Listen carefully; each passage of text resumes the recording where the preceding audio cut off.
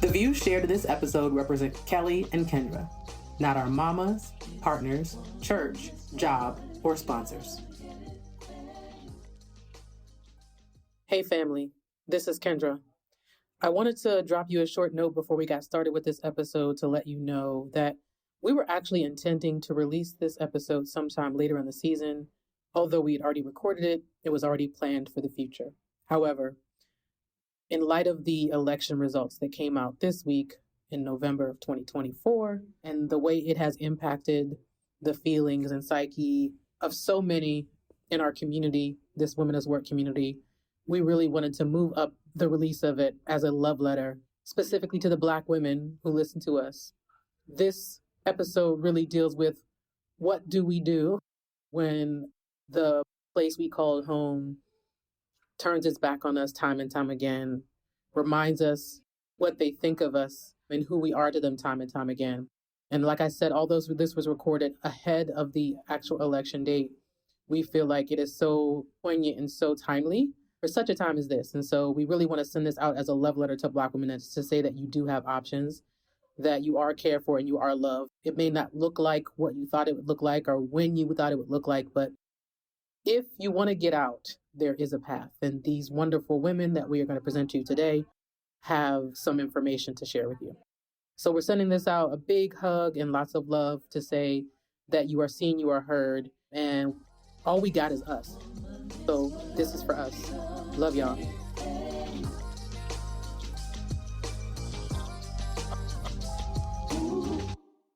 I want to kick off with my question. I want to go to the deep end of the pool first.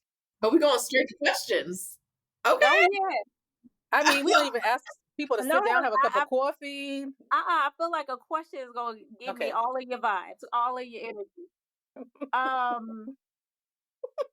If you had to pick a country to escape to next Wednesday morning, where would you go?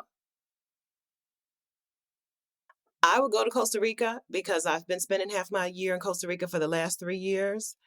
It's a place where with my U.S. passport, I can enter and stay for a good amount of time. It's also a place where it is a place where the people that I want to escape from, right, in the United States, they also go to Costa Rica, but you can get to a part of Costa Rica where they're not there, right? So as long as I don't go to the beaches, I can also have solitude.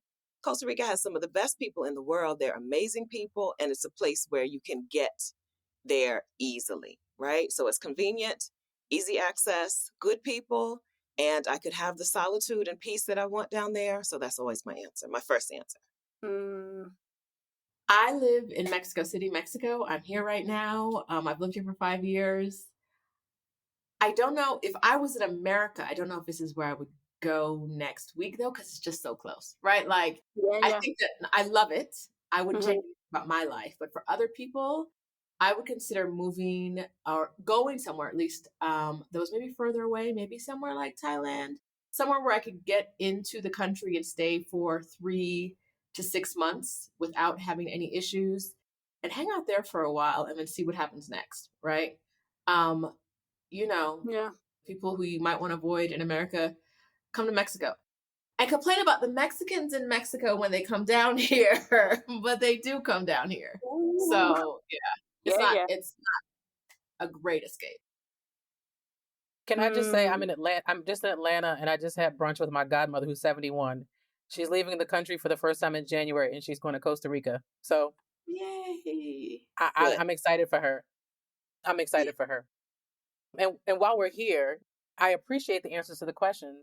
And we know who you are, but I'm not sure that people who listen to this Woman's Work all know who you are. So Costa Rica, we heard from Stephanie. So Stephanie, we'd love just to hear a little bit of who you are for our audience of mostly recovering church girls. Hello, also a recovering church girl. My name is Stephanie Perry. I'm a house sitter. I'm the co-founder of Exodus Summit. Since 2015, I have not lived in the United States. And that has given me an opportunity to reevaluate a lot of things in my life and decide what parts I'm going to keep and what parts I'm going to totally discard. I've gotten to be like a whole new person after age 40. And what else do I want to tell you? I am also just a big fan of Costa Rica, even though I understand that it's not for everyone. It's not the most convenient place for people to move to, but I'm a huge fan of Costa Rica. Okay, thank you. Roshida? I am Roshida Dowe. I don't know. I've never been a willing church participant, so I can't say that I'm a recovering church girl. A forced at certain times in my life church attender, but that's about it. I am a woman who left the U.S. after making it, after living the life that some people would aspire to, and realizing that it's all kind of an empty shell. No matter what color you paint it, it can all kind of be terrible. And realizing that just life within a system that focuses on capitalism and focuses on people as a tool, a capitalist tool, and nothing else. Other than that, wasn't a life I wanted to continue. And so I moved to Mexico. I took a trip around the world in 2018, moved to Mexico in 2019, and I've been living in joy ever since. Living in joy. I love that. Yeah. Thank you both for that. For our listeners, the Exodus Summit has a YouTube channel, so it's a great place to go to catch up on the work that these dynamic leaders are doing to support Black women in finding, I guess, finding their joy is what I would say. But the reason I was curious and just asking a different question to start is one of the points you all make is how in the U.S. we often center what we do in how we are with each other. And so I'm curious, what about you made you open and ready for your experience? Stephanie, we'll start with you in 2015, where you were like, I'm ready to get out of here. I think I was at such a sad place, right? And I knew that life was supposed to be better. I knew that there was something better. And I thought, I'm done with this. I'm done with the sadness. I'm done with this life. And I want to try something different, grab something different. It was a combination of things, really. Like, so my mom retired. I got to see my mom retire at 65 and then try to do young person things, all the things you dream about doing in retirement. I saw her trying to do that in her 65-year-old body, which is not an old body, but it's still not a 40-year-old body, right? So I got to see some of that, and just got fed up with work, fed up with the way work had had some say over my life that I didn't want it to have. Mm-hmm. I worked in a hospital. I worked as a hospital pharmacy technician, but work just had more say over my off hours than I wanted it to have. Work controlled what vacations I could take because I could only take so many days in a row. Work controlled where in the world I could go, even though I love travel. So I just got fed up. I got tired of it, just over it. I was just over it. And I was like, I'm going to do something radical. I want to live differently. And I think it needs to be a radical shift. There needs to be a radical movement. Yeah. I don't know if you have anything to add, but having made it, what was it like for you to let that go and to step away? For me, it was similar, but not the same. I've been an immigrant my whole life. I was born in England and moved to the US when I was 2. So I was living an unhappy life in a country that, I don't really care about. Like, you know what I mean? Like when my parents moved here, it was because, the streets are paved in gold and all that stuff. They're both immigrants from the Caribbean. And so it was kind of like, we'd lived that immigrant life, but I was sad, right? Like I remember going, for most of my adult life, at the core of all the high moments was always some like sadness. And I remember going to a therapist when I was younger and like talking through things like in my 20s. And they were like, some people are just prone to depression all the time. And I was like, don't that sound crazy to you? Like, you're just telling me that like I was put on this earth to be sad all the time. And that's just period. Like, that's it. We're not going to do nothing. And then after probably 2 more decades of that, of like like feeling like no matter what I achieved, no matter what I did, no matter how much I followed the rules that American society, and particularly like being Black in America, like gives you the rules that are passed down to you as someone who's Black in America, there was no amount of playing the game that allows you to win, right? Yeah. I could level up, I could score a goal, but there's no winning, there's no end. And finally I was like, what if I just stopped playing? What if I just said, this is enough for now? And I just want to take a break. I was like, me and my therapist, new one, not that old one, agreed that like, take a break for a year and then come back and see how you feel. And in that year, I decided I would not be back. Good luck. Y'all can have that. No, thank you. And that's what it took for me, was saying like, realizing that I was chasing something I could never catch. Relatable. Yeah.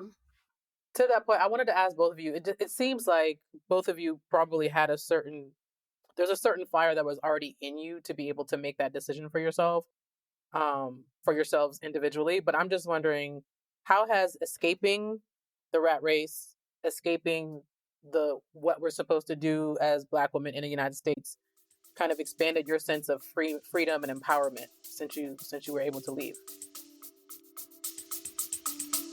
We'll be back after a quick break. Looking to take your podcast to the next level? Centering Equity Productions has your back. With our expert team, we specialize in crafting high-quality audio content that captivates your audience and boosts your brand. From concept development to marketing strategies, we handle it all so you can focus on what you love, creating amazing stories. Whether you're a seasoned podcaster or just starting out, we'll help you shine in the crowded podcasting landscape. Let's bring your vision to life and make some noise together. Contact us at info@centeringequityllc.com or www.centeringequityllc.com.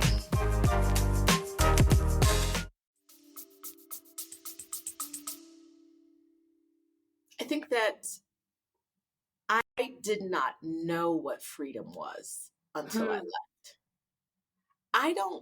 I didn't understand. Like, you can go on vacation all you want. I still never understood what it was like to have no idea what day it is today.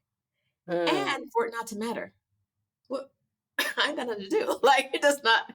Tuesday, Wednesday, the 6th, the 19th, who cares, right? Like, and that is, I would say that one of my biggest flexes is that I never speak to anyone I don't like. In my new life, if I don't like you, you're done. Like, there's no, why would I, like, in what context would we ever communicate when I work for myself and with Stephanie, who I always love, so that's okay, right? Like, I work for myself. My landlord and I only communicate by text and by checks, right? Like, there's no moment of, I'm not beholden by societal constructs that may exist from the US. I don't have to be friends with someone because we're in the same club or because we went to school together and I always see you at some event. You know, none of that exists for me anymore. I got to rebuild my life from scratch. I got to say exactly what was in it. And that's freedom that I could not even comprehend moving abroad. I get to I tell people, you get to decide who you are. Are you a cowgirl? Get on a horse. You're that, right? Are you someone who crochets?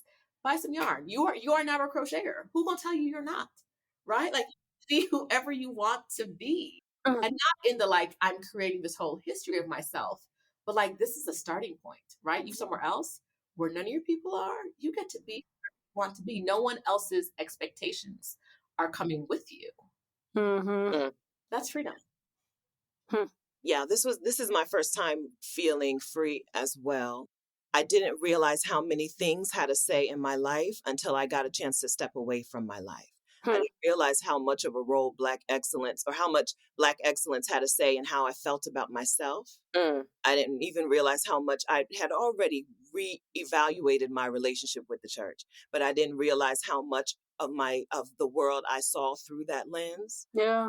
So being able to step out, I really just pulled myself out of my life for a while being able to pull myself out of my obligations, out of those responsibilities, out of the mold I was put into, showed me how many things, how to say that I didn't choose, Right. right? How Black excellence was determining how I felt about myself when I never signed up to be Miss Black Excellence 2020, right? Um, I, I really, it's really amazing to be able to look at your life like an astronaut looking at the Earth Mm-hmm. and be like, oh, that's what it is. This is okay. Without being in it, here, let me rebuild it, or let me burn it. You can burn it. You can burn it to the ground. Let me burn it to the ground, and let me choose what gets placed in my spaces. Yeah. The freedom is really, we hear it from women in our community all the time. I just didn't know what I needed until I got it. That's freedom. You don't know what it's like. You don't know what it feels like. You don't know how much of your life is not yours to choose Mm-hmm. until you pull yourself out and start. Yeah. And you also don't know what you actually want to take with you and what you want to leave behind. No. Mm. That's a big thing you figure out, and who you want to leave behind and who you want to take with you. Also come to the forefront really early. I feel like I'm sorry, it's a lot of preaching going on in here. So Yeah. I was like, I need a hanky. I need a how about hanky. that? Or a shoe to throw. We still got church girl tendencies, just so you Yes. know. Absolutely. I think as you all, we do a thing at the end where we're going to ask you what your takeaways are. And already I think my takeaway is freedom is not a privilege, it's a birthright. Because how you all are moving is just a good reminder that this is something that we deserve. Mm-hmm. And so I appreciate the work that y'all are doing. You mentioned this critique of Black excellence. I have a similar one around Black women magic, Black girl magic. Why do y'all find Black excellence to be so problematic? Black excellence was never going to include all of us. Mm-hmm. Always, it was going to push the majority of us to the margins, and we see that every day. Yeah. You're a single mom? Nope. Right? You're disabled? Nope. You're too fat, you're too short, you're too old, you're too whatever. You're too basic. Your job is too easy. Your job is too hard. Right? It was never going to include all of us. I'm just not down with that. I'm just not down with that. If it's not for all Black women, it's not for me. And I think that the idea of Black excellence is, let's look more appealing to these white people so that they will treat us better. There's nothing you can do. There's no degree you can have. There's no presentation and package you can put on that is going to make you safe from people who mean you harm. And so it was just, it was an idea. It was Black excellence was an idea, but I don't think it didn't serve me. It doesn't serve the Black women I know. And I think, it's okay to reject it. It's perfect. Yeah. You can reject it. And so, as Stephanie said, by its nature, it's exclusive, but it's also, I have personally rejected any standards that are not quantifiable. So what is Black excellence? What is it? Because you're going to say one thing, and then someone else is going to be like, no. You're going to be like, I achieved this, and someone's going to say, yes, you're Black excellence. Someone else is going to be like, you ain't ish, right? Like, because you did, and I'm just, who cares, right? And so there's level of like, who cares? What value does this add to your life? But there's also like, I've stopped chasing. I said earlier, if there's no catching it, why am I trying to chase it? If I'm not going to get a stamp on my birth certificate or somewhere that says she is Black excellence, why am I trying so hard to get there? What doors is it truly opening that I couldn't open myself just by being authentically me, instead of paying for, as Stephanie said, like doing things for the white gaze and how the white gaze trickles down to Black people. Kelli, this reminds me of sort of the tension we had when we did a podcast from our hotel room in the Martha's Vineyard during Black August. Okay. And we were talking about a lot of this while we were enjoying ourselves, because it was my first time ever being on Martha's Vineyard. I went to school in New York, so I always been around people going there every year. I was like, all right, let me do the Martha's Vineyard thing. And Kelli had been one other time, and we were just talking about the tension of like, on one hand, it's great to be in this kind of utopian thing where we're just with people we know that went to the good colleges and stuff, and we're chilling. We're not worried about somebody shooting up the club. All these things that we're talking about. On the other hand, this don't feel right. I feel like I'm in a club, and like if the wrong cousin comes to the door, I have to act like I don't know them a little bit. Yeah.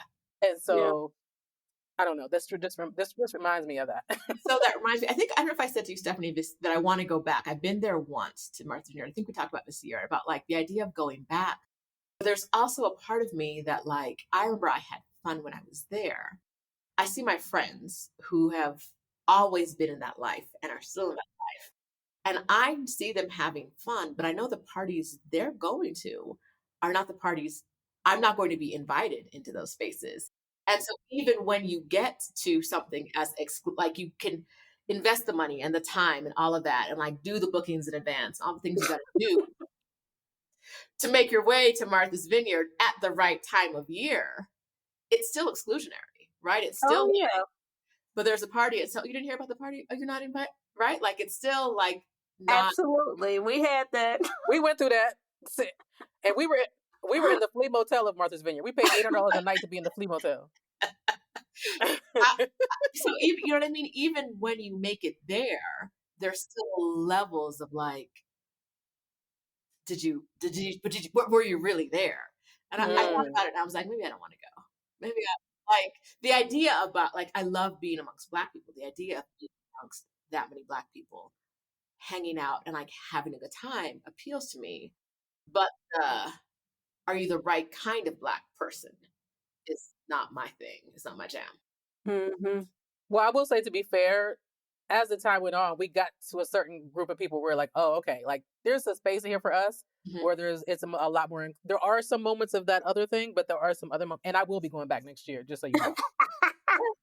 I will be going with the critique in my heart, but I will be. Okay. I get it. Yes. I mean, to this point, what about an Exodus is for everyone? If you can share. So, to be clear, Exodus is not for everyone. Ooh, okay. Say more. It is for Black women. If you are Black and identify as a woman, it is for you. Anybody else got to find their resources somewhere else on the internet, around the world. Life is already built for you. We make sure Exodus Summit is a safe space because what we found is that in a lot of the spaces for people who want to move abroad or take career breaks, whatever you want to do, the tone tends to be really there tends to be a lot of negativity, and especially in these open spaces, if it's a Black woman talking. And we wanted to make sure that when women came in, they felt held and they felt safe, and there weren't people there poo-pooing their dreams. Both Stephanie and I have YouTube channels, and every day some random person shows up just being a hater for no reason, right? Like, ew, they're not gonna like you. That, like, where are you? Well, you're giving me this advice, but where are you, right? So there's Exodus Summit is a space for Black women who love and support other Black women. Yeah. Right. And so we make sure that if you're in there, you're kind, you're generous, and you're giving to other Black women. That's our requirement. Yes. You're Black, right? You are kind and generous to other Black women. This is a space for you. I need you to support your sister's dream, even if it's not your dream. Even if you're like, that's crazy and I would never do that. That's not, don't say that though. Like, you could think it, but right? Like, out loud, if you're going to say something, I'm here for you. I hope you get, right? And that's what I think we're proudest of about Exodus Summit, at least the community itself, is that Black women come in and say, I've never been in a space like this before. Yeah. The idea, the actual Exodus, the actual move abroad or the time abroad, the sabbatical, the bopping around, is for all Black women, though. And the whole point, the whole reason we exist is we want Black women to know this. If there has been, when I was 40, I seriously still thought you needed a trust fund to be able to travel full time. I didn't understand that there were people, traveling on, I traveled on $1,200 a month at one point, $1,200 a month at one point, right? I didn't know that existed. So Exodus Summit exists because we want Black women to know that this is for you. There are women inside of our community traveling full-time with children, with spouses who may act like children, with whatever. We want to make sure that our women know that this is a thing that's accessible. Our reason that we talk our talk is so that they'll know how accessible it can be for them. You need like a desire to go and the ability to get some answers to some questions, and you can make it work for you. You don't have to be a trust fund baby. You don't have to have hundreds of thousands of dollars for your trip, right? For this to be accessible. We have women inside of our community who have jobs and work while traveling around the world. We have women who moved abroad with a remote job, right? Just a remote job. We have women who moved abroad with just a Social Security check, right? And so we exist because we want Black women to know that this life is for you. It's not just for the people it's not just for, a rich and famous person. Yeah. It's for, you can make it work. So aside, that made me think about a question I had for you about this, aside from like affordability, like what are some other misconceptions that Black women or just anybody has about like moving abroad, especially when we're taught like stability is like owning a home and, the whole thing and a family and a picket fence. Like, what are some other misconceptions people have? One that comes up a lot is that no one wants you in their country. Like, no one wants you over there. You don't go to Korea. Why? Them Koreans don't want you over there, right? You're gonna go to Portugal. They started the slave trade. So what are you gonna do over there, right? Like, without recognizing that in 2024, the capital of white supremacy and anti-Blackness is the U.S. Right? United States. Like it. I'm not saying it's not everywhere, right? Yeah. Like white is the light everywhere in the world. But the way people treat Black women, at least to their face, in other countries, is much more friendly and more kind generally than what we experience in the US. So you can't tell me that I can't go to Portugal. I shouldn't go to Portugal. Why would you go over there with those white people? You over here with these white people. So what are we talking about? That's right. Like, what? That's right. Yeah. We also see people who assume that the U.S. is the best at everything. And so why would you go to another country where, oh my gosh, the healthcare is going to be so awful, and the this and the utilities and you can't drink the water in that other country? I'm like, girl, do you drink your tap water where you live? Like, is your water safe? Is your healthcare good? Are you getting care in your healthcare? The idea that the United States is the best at things is, I don't know. The thing that United States is the best at is comfort. The best NPR. Our comfort, our sofas are the most comfortable. You're not going to go to another country and sit down on the sofa and just be like, that's not how the sofas work over there. That's funny. Right? Their sheets, their sheet thread count, they don't have what we have, okay? Other than that, you're not going to find, once you get out, you're not going to find that the United States is the best at anything. And so I think once that breaking down that barrier is a real hurdle that we have to overcome. It's one of the reasons that we're not in the business of convincing people to leave. We're in the business of helping people leave. Because if you bought into the idea that education is going to be terrible in another country for my kids, healthcare is going to be awful and it's just as expensive as it is here, and even worse. If you bought into that, you're probably not going to leave. Yeah. And you're not going to be happy when you leave because you're going to be looking for things that are wrong, right? The other day I got a comment from someone that was, everyone who moves abroad is running from something they don't like about their life. And I'm like, okay, therapist, right? Like, okay, sir. Since you know everybody. But it's also the idea that like some people feel like, oh, you couldn't make it in the US, or like you're moving there because you can't afford, it's easier, you can't afford to live in the US.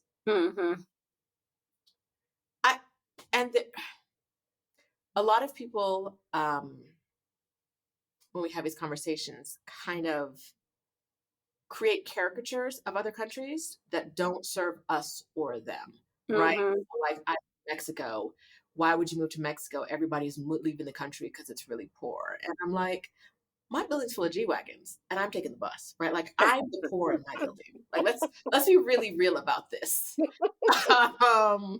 They got drivers. My driver is everybody's driver, right? The train driver, the bus driver. But when we flatten everyone's experience in one country to Americans are really rich and they go to all these countries and they gentrify these countries because they're really poor. We're simplifying a conversation that you can't just simplify to 2 sentences, right? Yeah. And so part of the reasons that we're told either moving abroad is problematic or it's not for you tend not to look at the individual, the actual impact, the intention, or the actions. They tend to be this kind of generic statements of like, they're not going to like you, it's not good for you, you're not going to survive, everybody hates you, that kind of thing. Yeah.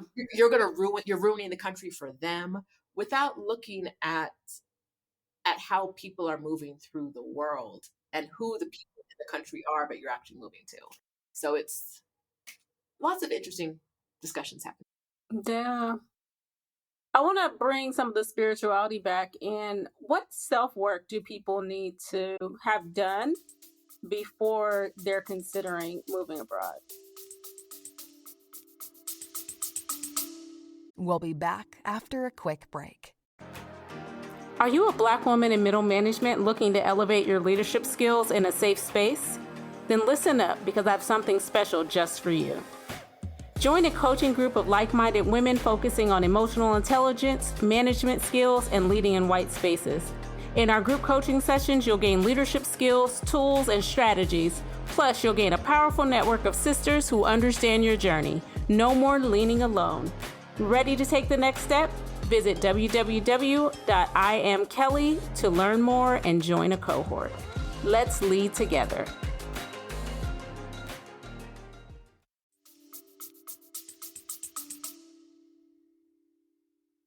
I'm not sure anyone needs to do any self-work before considering moving abroad. Okay. But before moving abroad, I think we have to unshackle ourselves from the life we've known, right? That's where I see people get into most trouble with moving abroad.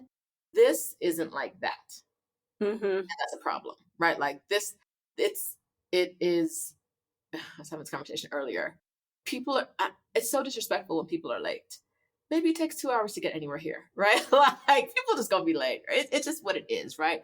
So like, how do you disconnect yourself from in a way that is true to you, from what you've come to know and come to expect and be open to new experiences in your new life that may look different from what you want them to be, but are in alignment with the culture and the people of where you are.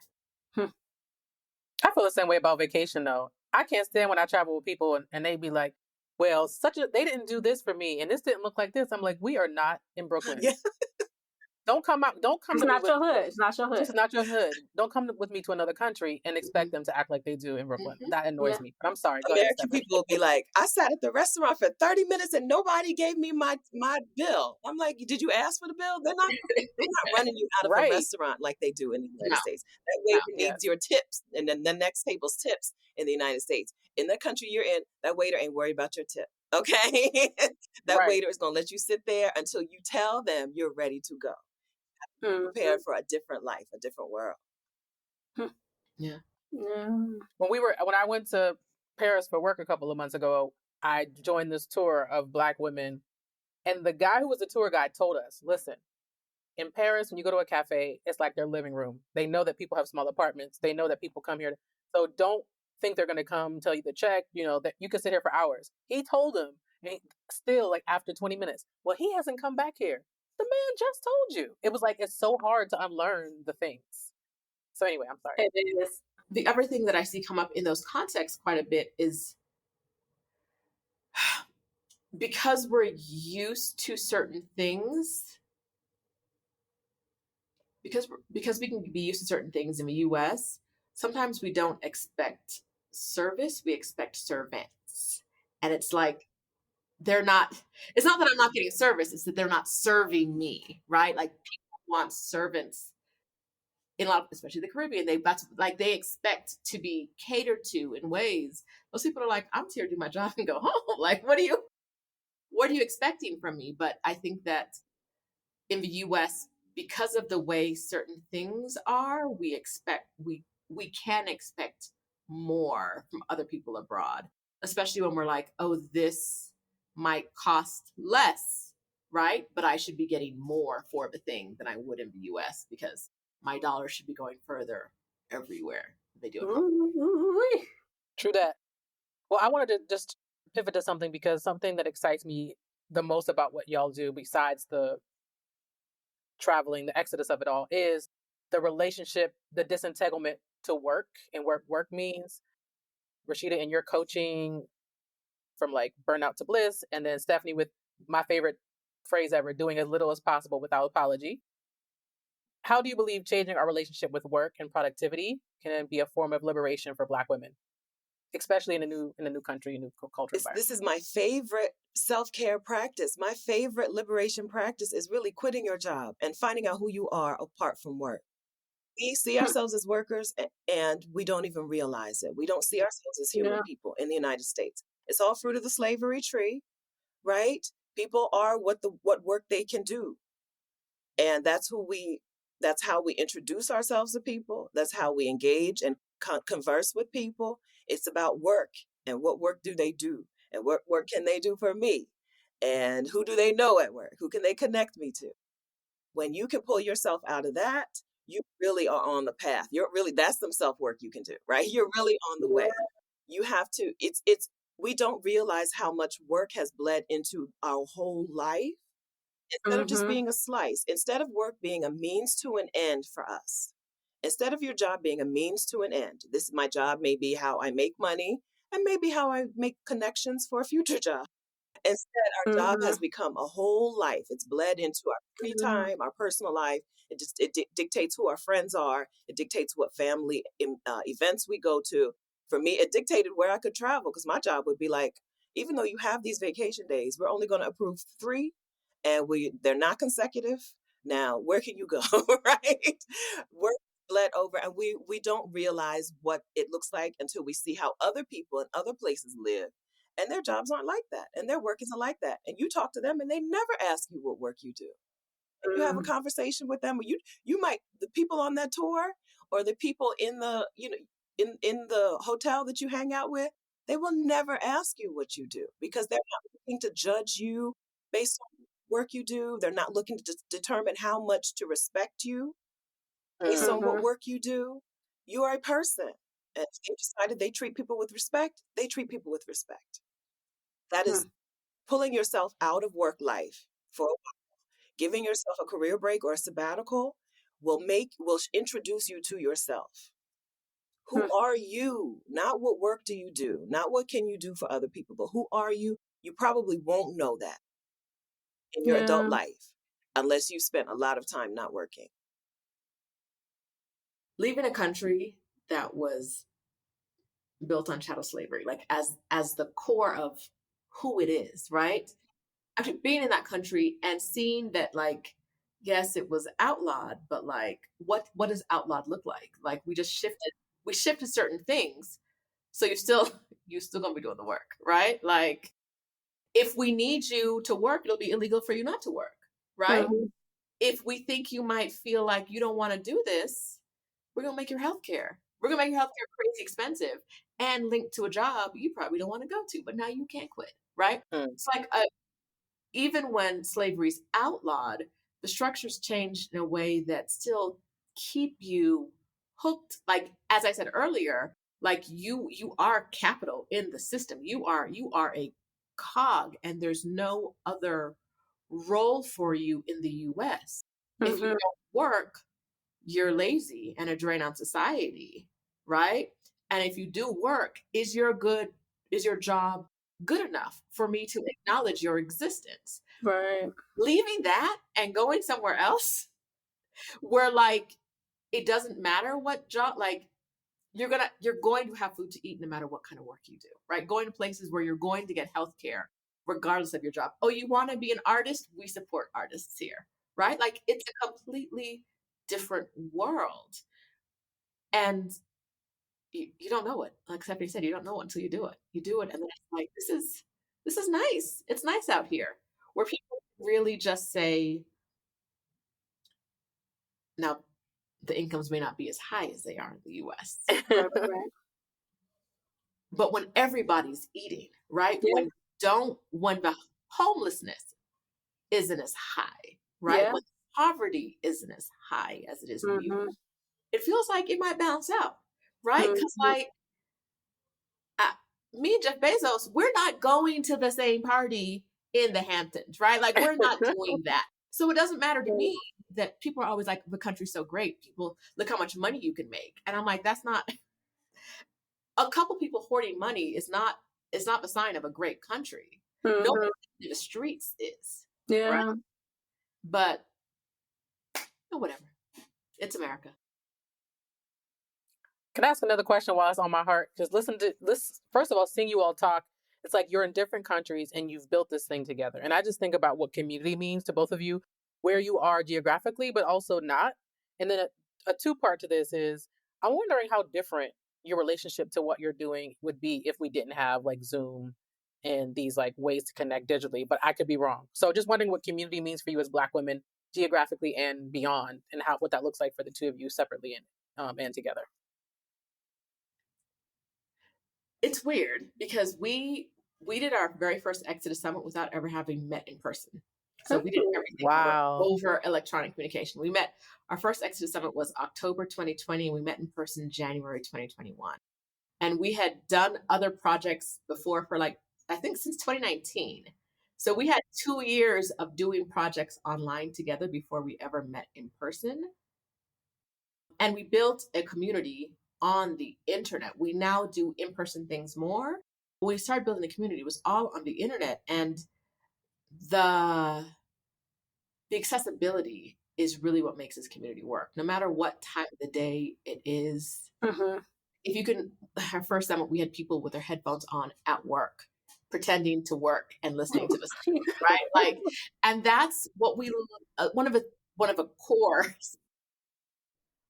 elements of this is that we're not like, you have to pay $10,000 to stay in this hotel and go to this live event and leave your family and do all the stuff. We're just like, close the door to your room and bring a notebook. That's all you have to do to attend Exodus Summit. You don't have to do all of these things. You can be in community. Our women are in community with us, but they've also, this is challenging for me. They also have community without us. They do things together. On their own. We love it. I don't like it. We love it. We love she it. says I love it, but I don't know. No, like they go and do, like they build in different cities where we're not there. Meetups. So people are meeting up together in this city. They're doing this. They're abroad here. They're going to each other's vacation homes without us. And it's beautiful to see how what we expected to be a 7-day event back in 2020. We expected it to be a 5-day event. It turned into a 7-day event back in 2020. Is now this thing where women meet up together in Kuala Lumpur, or they'll see each other on the street and be like, I know you from Exodus Summit. And we're like, how does this, or we'll see two people talking and be like, how do they know each other? Oh, Exodus. Like, I have a friend, y'all know each other. And it's so wild, but it wouldn't happen without the internet. It wouldn't happen without the technology we have now. And so even though, there are problems, Mr. Zuckerberg, even though there are problems with the platforms, we know the way that women, especially women who are going into a new country, a new city they've never been in before, can be greeted by a handful or more of Exodus sisters, no matter where they're going around the world, is something we are forever grateful for. Yeah. Awesome. We wouldn't have started without the internet. But I think if there was no internet anymore, I think that the women have done enough in-person work, enough in-person community building with us and without us, that I think that we could still continue, right? Yeah. Our women, I'm going to use the word, we have been called a cult a time or two, okay? Because our women are really, really good at pulling in other women who they know need this support, this space, community, this information, right? And so I don't know. I think that we could make it today if Zoom doesn't operate another day. I think that Exodus Summit community could make it. We've built it to be so like personal. Black women, there's no people like Black women. We're the best people. And Black women are going to share what they know with somebody else. Exodus Summit is only Black women. It's only people who know how to share what they have, share what they've gotten, share what they've received with somebody else. So I think we could keep growing. We could possibly. I'm not asking the internet to go away, but we could make it. Because the women inside of our community, what they know how to do is share what they know with somebody else. Yeah. It's wonderful to see. It's an amazing thing. We get to find out that people are like real sisters now, chosen sisters now, because they met inside of Exodus Summit. For every woman who has moved abroad or taken a sabbatical, there are probably 10 who have found support. So what is community? Community is support. Community is love. Community is doing for one another. Community is reciprocity. And women inside of Exodus Summit have found that reciprocity in our space, even the ones who are never going to move abroad. Some are never going to move abroad. They might do good sabbaticals, but some are never going to do the big thing, the quote unquote big thing. But what they found is so amazing inside of our space. That community is fantastic. And it would continue to live on. It will live on past us. It would continue to live on without the internet. And I think part of that is our group is like almost 20,000 soon, probably in the next few weeks, 20,000 women. And one of the things that we often hear from women joining is, I didn't know Black women were doing this, right? But they know now. So if we didn't exist, they know to go to this other country. They know there's a Black woman here. I bet you, right? I bet you there's a Black woman I can find in this city. Yeah. The women who did not know that before know it now. And that's how, if the internet went away, that is definitely one of the ways Exodus would live on. And like I said, we'll live on past this when we're tired of working it all. I don't know if we'd ever tire of this work. I think we'll just tire of work. But one of the ways it will live past us is that there are thousands of women out there who are like, how do I find another Exodus sister, or another Black woman is in this town and can help me? If I need some help, how do I find her? And they'll figure it out. Amazing. We talk a lot about secession on the podcast. I'm curious, what are y'all thinking about secession? How long do you want to be doing this work? Listen, our summit just ended a few weeks ago. Listen, if you're asking us today, the answer is it's over. We're so tired. Okay, we're tired. But the real answer is I don't think we know. I think we are not great capitalists in the sense that, like, we love money. We like to make money. We don't do nothing for free, right? Like, there's money to be made. If there's work to be done, there's a way in which you should be compensated for the work. Yes. But we've never talked about what happens at the end. We've never talked about an end, even though we know that one day one of us is going to show up and be like, girl, is this it? And the other one's going to be like, yes, it is. I already know that without even saying anything, that like, there's going to come a point where one of us just says, I think it's time to call it quits. We've never talked about it because we don't have a succession plan. We do and we don't. Our plan really is, these women are out here doing it ourselves. I have coached so many women who are now, I'm a move abroad and career break coach. I have coached so many women who are now move abroad and career break coaches, right? Like, yes, I love it. There is work to be done and I can't do it all. I don't want to do any of it if I really, really be honest. Love what I do, but I also love what I don't do, right? And so like, we see women creating communities, like we said before, without us. We see them doing the coaching work that we do without us. And we see people in different cities, like the Move to Portugal Summit that just happened this weekend. Like, those are women who met, I'm pretty sure they met through us. And they've both attended summits in the past, and they saw how we ran summits. asked us about summits, and they have a summit now. Like we don't necessarily have a direct plan, but we have an indirect plan. Like there are women who will take this in our community, run with it, and we won't be needed anymore. Yeah, our tree has a lot of branches already. Awesome. I appreciate the abundance mindset. It really bothers me. I get where it comes from, and it's not created from us. It's definitely white supremacist thinking that creates it. I see it like in a local community with, people who get grant funding and all that stuff. I'm like, well, if they're funding you, they can't fund me. And you took my idea.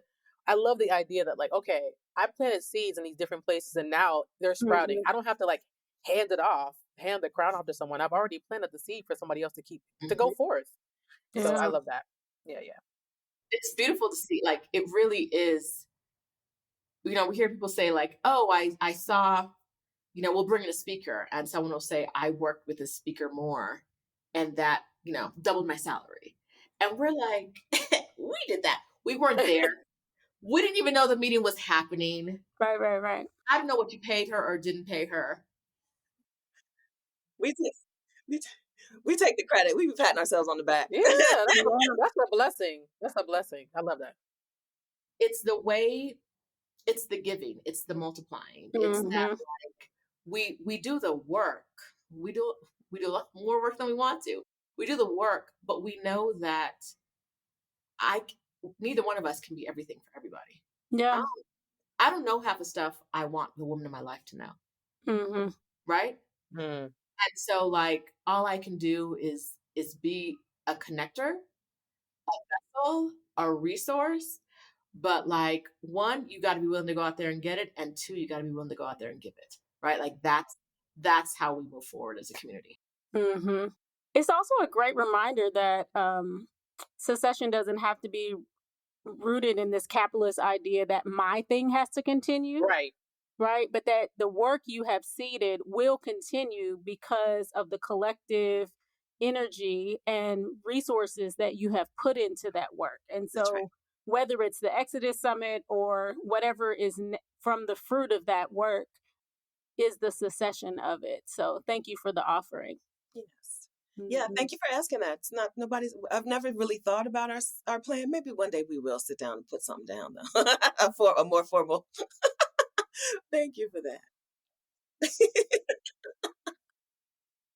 We're coming close to time, and we want to get you out here because we know that you all are busy and do a lot of amazing things. But I do have a question about, like, intergenerationally, what the Exodus Summit looks like. And I'm asking that because our producer is our resident millennial who thinks she's Gen Z.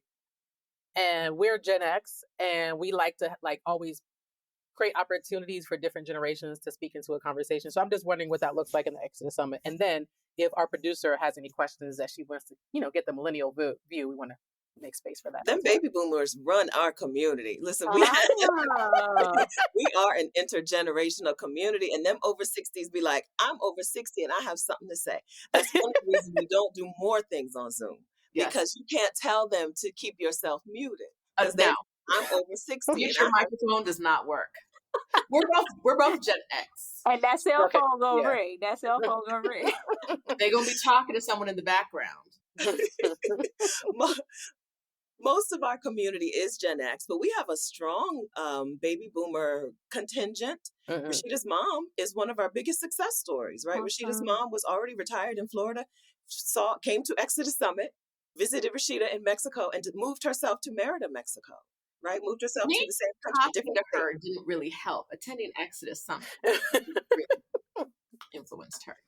That's awesome, though. And then we have a lot of younger women, too, of all the generations, who are like, is 27 too early to retire? No, girl. Who gonna tell you it is? Right? Like, if you can make it work, right? Pack a bag. And so we have so many women who join us from all over, and it's what makes it a beautiful thing. So many different countries women are coming to us from. They're coming to us from different age groups. We love having the mix of women, but Stephanie is right. The over 60s tell us how it's going to be, and we're just like, yes, ma'am. Yes, ma'am. Okay. That's a. I just came from brunch with my godmother, my mother, who are over 70. So I totally understand. Yes. Dr. Tate, would you like to interject, ask a question before we roll up out of here? Thank you so much. I appreciate the formal introductions always. Yes, I am the resident millennial who very much aligns with Gen Z. And I think the way that the reason I think that I love Gen Z so much is that we started to get a little bit of credit as millennials of, quitting our jobs and kind of taking quote unquote alternative paths and routes and, trying to find a little bit of happiness and joy, living in our joy, right? But it's really Gen Z, I think, who has blown all of that up. And they're like, this is how it's going to be. We are no longer accepting what you are, prescribing for us. And they're really shaking the table when it comes to that. So I just appreciate you kind of bringing that up initially. I write down quotes all the time because they may become episode titles or they just may be quotes that we, kind of workshop together. But I wrote down, there's no amount of playing the game that allows you to win. And that really is, the part that resonated so deeply with me. And I appreciate y'all for lifting that up at the beginning. I guess my question is, we tend to think about this and it's come up for me a lot. I've been in a few Facebook groups that are, travel specific, Black travel specific. And this is something that I see, it's almost cyclical, right? Annually, folks are like, all right, it's a new year. I'm going to set my goals. This is what I want to do by this time. Or, maybe it's on a vision board. I want to travel more. But I think what you all are doing with Exodus Summit is not, it doesn't have to be a 5-year plan. It can be a right now thing, right?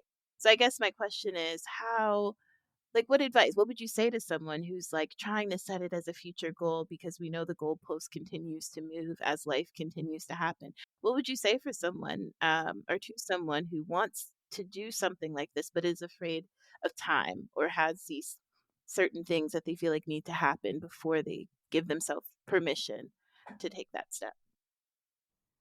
The first thing I would say is to get in community with other people who want the same thing. If you're a Black woman, join us in our Exodus Summit Facebook group. Because nothing is going to keep you as motivated as seeing other people's success stories, right? A lot of times what we hear from people outside of our community is that, oh, I can't do this because I have X holding me back. And you who've done it don't have X. Maybe I got Y, right? Like we all got something else. But being in community in Exodus Summit, like I said, there are almost 20,000 women in there. So whatever the thing is where you think you can't move, you don't have a job, your job is too good to let go of, you got kids, you don't have kids, have a man, you don't have a man, leave that man, whatever it is that you think, that was direction, whatever it is that you think is holding you back, someone else in the community is dealing with it too, right? Yeah. Like go to a place where people will support your dreams and will have some empathy for what you're experiencing in the world, Yeah. and who look like you and are going to face some of the identical struggles. So that's my first. Join a group, join a community of some sort. That's right. That 5-year plan comes from people thinking it's harder than it is. There's 7 steps to moving abroad. Where am I going? What does it cost? Where that money coming from? What do I do about the other beings I'm responsible for? The kids, the pets, the spouse, the parents, right? What do I do with my stuff? What do I do about healthcare? Which is a very simple answer once you ask the question. And what do I do to stay in the place I'm moving to legally, right? How do I get residency? That's how you move abroad. 7 steps. That is, once people realize how to move abroad, their plan gets faster, right? They speed up that plan. It's no longer a 5-year plan. It may happen before the next year is over, right? Once you address those individual items and see, people set that 5-year plan because they think it's going to cost hundreds of thousands of dollars to move abroad, or they think, right? Once you put some things on paper, once you get in community with people, see what they're doing, and then see how you can navigate that in your way. And you put some things on paper, you're out the door. Women are out the door. Once they do just a little bit of seeing. I want to say that millennials get a lot of the credit for this lifestyle. I was in Brazil on a regular vacation on my 40th birthday, and some millennials were like, you can just quit your job and travel on your savings and then go get another job. And that was the beginning of my career break in Wow. 2015. I was in Brazil in 2014, and they were like, "Why are you only here for 6 days? That's so stupid. Who would fly to Brazil for 6 days?" We are millennials. One was a waiter, one was an HVAC technician. They're like, "We are traveling until we're out of money. Then we're going to go back and get a job." That set me off on a new life, right? Mhm. That was a very millennial concept in 2014. And they get a lot of the credit for this, the way that we people in our community are addressing life today. Awesome. Right? I don't have to do the pre-worn path. I don't have to stay on that path. If I have a specific end in mind, there are other ways to get to that end, and maybe shortcuts, right? Maybe a much faster way. If what I want is to be able to travel full time, then maybe there's a way to travel full time that doesn't require me to wait until I'm 67 years old. Mm-hmm. And that's a very millennial. That millennials did that. So thanks, y'all. Thanks, See, millennials. Leatra, be Yeah. proud of being a millennial. You don't have to be Gen Z. I accept it Be today. proud. Yes. Stephanie. So I Go think ahead. part of what Stephanie was saying, what struck me is that a lot of people don't realize they can do the thing now. I think a lot of people don't want to give up the thing they've been working for, right? So like, yes, I could travel for a year. A lot of times it's like, yes, I can travel for a year, but I've been saving up this money to buy a house. And like the idea of home ownership in America is so ingrained in us that it's like, how could I do the irresponsible? You don't even want to own a house. Like that roof, you want a new roof in like 2 months. Like, the boiler is gonna break in 6. You don't want a house, right? You want these experiences. But we're taught that like there's the ladder you climb, right? Get a house, you get a bigger house, you get a bigger house, you get a bigger car, all those things. And it's a lot of us realize that we can't do it all, and so we choose what we know instead of what we don't know. Yeah. Stephanie, I know you have to go, so I wanted to give you all an opportunity. You all mentioned the Facebook group. How can folks get connected to both the Exodus Summit and to y'all's work individually? The Exodus Summit Facebook group is at exodussummit.com/community. You're going to love it. I know Black women don't fool with Facebook like that, but it's worth being on Facebook for. When you join the Exodus Summit Facebook community, you'll see how community can really operate. You'll also be able to come to some meetups because they listen, those women love to get together. Okay. They love to get together. If you don't have somebody you can sit face to face across the table with and talk about some things you want for your life, some fears you have in your life, some things obstacles you need to work out, then you can find that inside of Exodus Summit. You can find it face to face, probably with some women in your city where you are right now. So the Exodus Summit Facebook community is at exodussummit.com /community. And we just hosted our 2024 summit. If you want to watch those replays, we covered those 7 steps. We had speakers come in and teach you how to get answers to questions inside of those 7 steps to moving abroad. If you want to watch those replays, you can still do that. We'll link to the Exodus Summit 2024 in the show notes. Awesome. Because y'all have a special link. You may know that and you may not know that. So we'll link to your special link in the show notes of this video so that you can watch the replays of Exodus Summit 2024. And you can go ahead and start working on those 7 steps to moving abroad for yourself. Awesome. Yes. And how can they work with you individually? And individually, I'm at vicarious.com and Vicarious on all of the platforms, on Instagram, on wherever you go. Awesome. I teach house sitting, and I'm a house sitter, and I teach Black women to get to themselves house sitting. Free accommodation is what house sitting gives you. Now, how much less will you have to work if you don't pay for a place to stay? I teach that on my YouTube channel, which is called Stephanie Perry. But if you look for Vicarious anywhere on the internet, you'll see me. Thank you. And all the same Exodus Summit stuff, come join us. It's a good time. My favorite place on the internet. You can find me at RoshidaDowe.com, or I do a coaching program, a group coaching program so that women can be in community, another smaller community with each other, and support each other as they plan their career breaks or move abroad. So it's for both women who want to take a break from work or who want to live abroad. And that you can find at FromBurnoutToBliss.co. It is a super supportive environment. It's a favorite place to be just because people, like the women in there, it's like a warm hug. Every time I do group coaching, it's once a month. It's like a warm hug. The women, their tears more often than I like to actually admit. Well, because a lot of times you're talking to a woman at her worst. Like, not a lot of times, but it happens, you know? You're talking to a woman who's like, I cannot do this life anymore, right? In a space that's small enough where she feels safe to say this. And she's left with women who are supporting her, who are talking to her after the call, who are staying in touch with her, who are accountability buddies and are like holding her hand as she makes a change. And that is so powerful, right? Like it's really powerful to get that when you don't get it from the community you've already built. And a lot of times the community you've already built just don't understand it, so they can't do it. Mm-hmm. What do you mean you want to leave work because you're unhappy, right? Like that sounds crazy, right?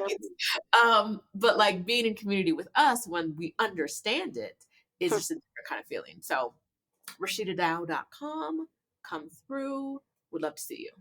Awesome. Thank y'all so much for being with us today. Thank you. Thank you. This was wonderful. Yes. Thank you. Before we let you go, though, do you have a key takeaway that we could add to our list of takeaways? I think my key takeaway would be there's only 7 steps to moving abroad, right? And somebody's already navigated the thing that you think is impossible, right? That makes it impossible for you. Someone else has already navigated it. This is not a 10-year strategy.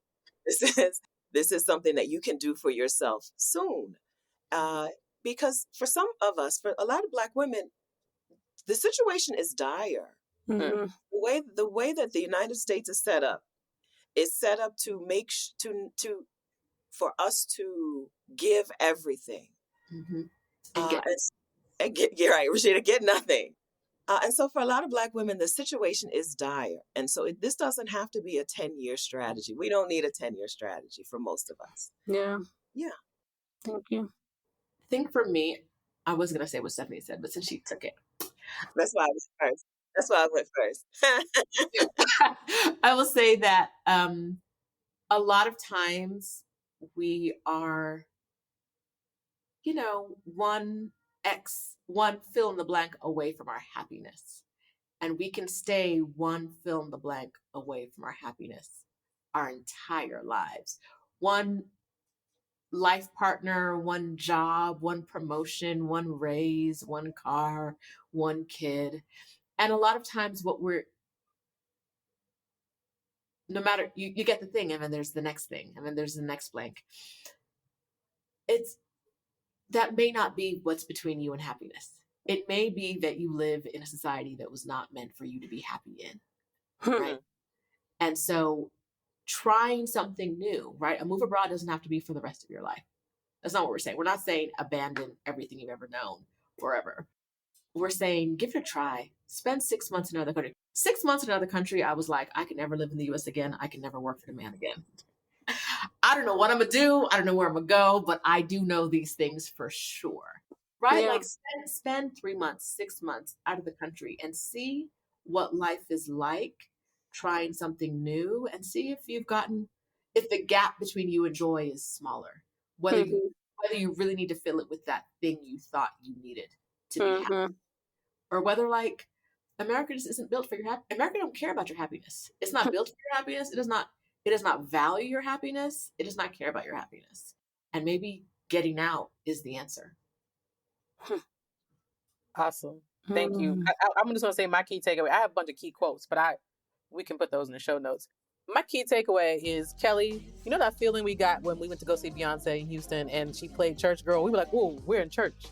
I feel like this conversation was like that for me. So I really appreciate this is what church, when you leave full, when the church ladies say full, I'm full. So church does not have to look like what we think it looks like, but this was church.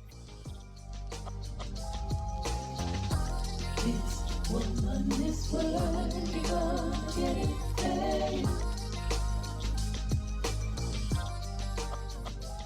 also, I would say what's the skincare routine, but I just feel like the Exodus is giving what it's supposed to give because both of your skins are incredible.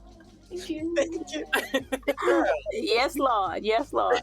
We do not live in the United States. And Exactly. We do not have traditional jobs. That's the no job glow, right? Yes. And the other part of that glow is The gone girl glow, right? We're the gone. no man stress. Oh. Ain't no man. No. Nobody's daddy or son is stressing me out. Thank you. I got nothing to say. That's it. I don't know if I can't add or take away to that. I think we're done. We gotta be done. 20.